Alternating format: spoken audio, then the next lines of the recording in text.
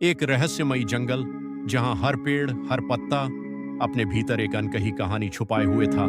चांदनी की हल्की रोशनी में उस जंगल के बीचों बीच एक विशाल वटवृक्ष के नीचे एक महात्मा गहन ध्यान में लीन थे।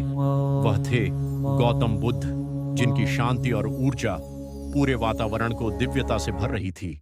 लेकिन अचानक हवा का रुख बदल गया, पेड़ों की शाखाएं हिलने लगीं और आसमान में काले बादल छा गए। प्रकृति जैसे किसी आने वाले खतरे का संकेत दे रही थी। तभी आकाश गरजा और एक तेज प्रकाश के साथ एक दिव्य शक्ति प्रकट हुई।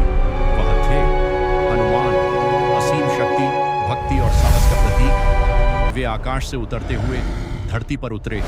उनके चरणों के स्पर्श से धरती कांप उठी और चारों ओर ऊर्जा की लहर फैल गई। लेकिन उसी क्षण अंधकार ने भी अपना रूप दिखाया। जंगल के गहरे हिस्से से एक भयानक दानव प्रकट हुआ, जिसकी आंखों में लाल अग्नि जल रही थी। उसकी उपस्थिति से पूरा वातावरण भय और अंधकार से भर गया और फिर शुरू हुआ एक भयंकर युद्ध। हनुमान जी अपने गदा के साथ हर वार में बिजली की तरह प्रहार कर रहे थे। दानव भी अपनी काली शक्तियों से पूरा जंगल हिला रहा था।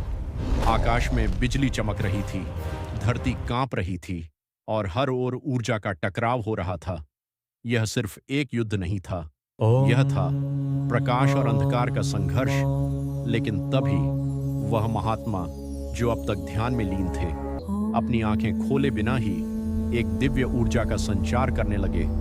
उनकी शांति, उनकी शक्ति धीरे धीरे पूरे जंगल में फैलने लगी।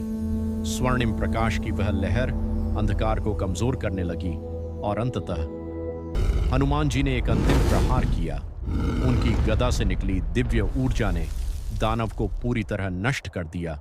वह अंधकार धीरे धीरे धुएं में बदलकर हमेशा के लिए समाप्त हो गया। आकाश साफ हो गया, जंगल में फिर से शांति लौट आई और सूरज की पहली किरण के साथ एक नई शुरुआत हुई। हनुमान जी और बुद्ध दोनों साथ खड़े थे, एक ने शक्ति से और दूसरे ने शांति से। संसार को संतुलन का संदेश दिया कि सच्ची जीत न केवल शक्ति में बल्कि शांति में भी होती है।